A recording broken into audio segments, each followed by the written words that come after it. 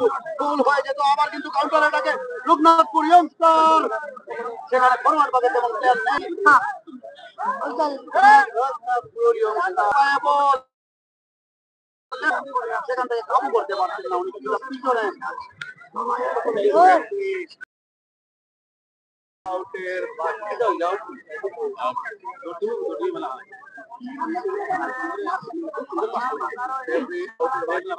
এবং সেখান থেকে আরজানপুর এফসি খেলোয়াড়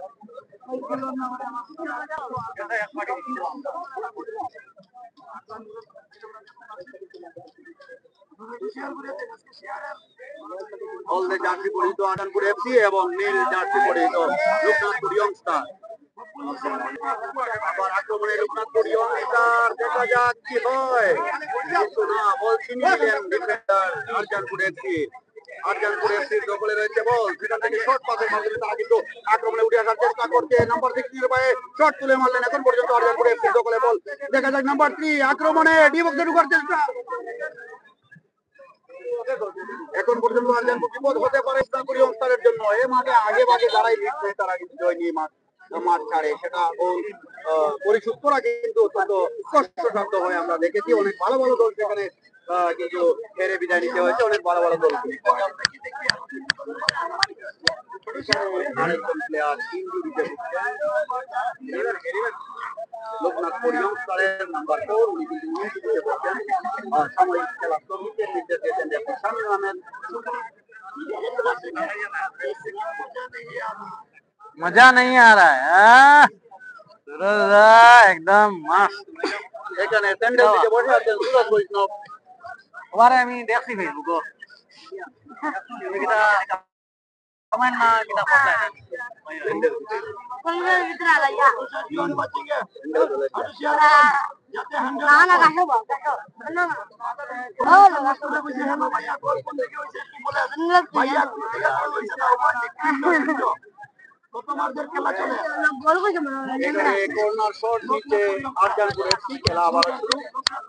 যদি আরজানপুর এফসি ওই কর্নার কিককে কাজে লাগাতে পারে তবেই তারা প্রথমার্ধে লিড নিয়ে নেবে।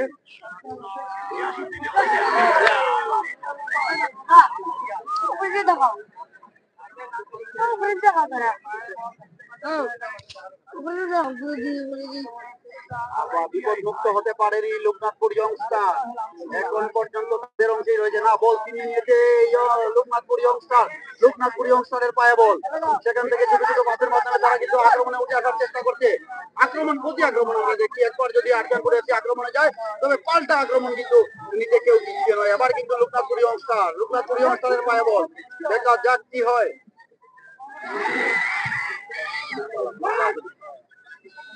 আক্রমণে লোকনাথপুর ইয়ংস্টার, সেখান থেকে বল দখলের লড়াই। ইতিমধ্যে একজন প্লেয়ার কিন্তু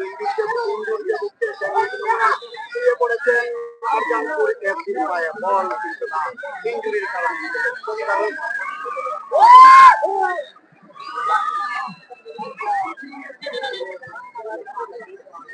সারা প্লেয়ার দেখি আই একটা আগুন জোরানো ম্যাচ আজকে দর্শক উপভোগ করছে।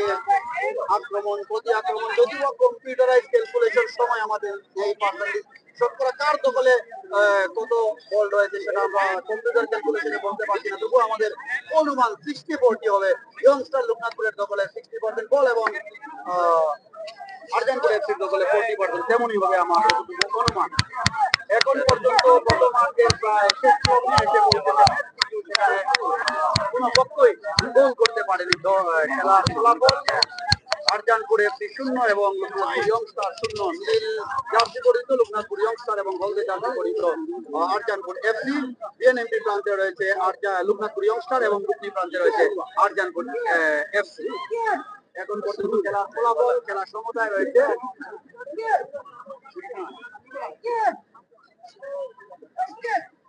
সবাই একটু লাইক করবেন, লাইভটাকে একটু লাইক করবেন। আরজানপুর এফসি ফ্রি কিক নিচ্ছে।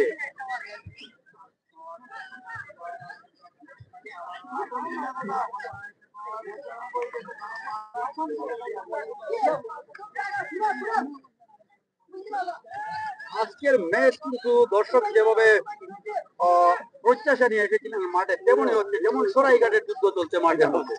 সরাইঘাটের যুদ্ধ কেউ কাউকে 1 ইঞ্চি জমি ছেড়ে দিতে চায়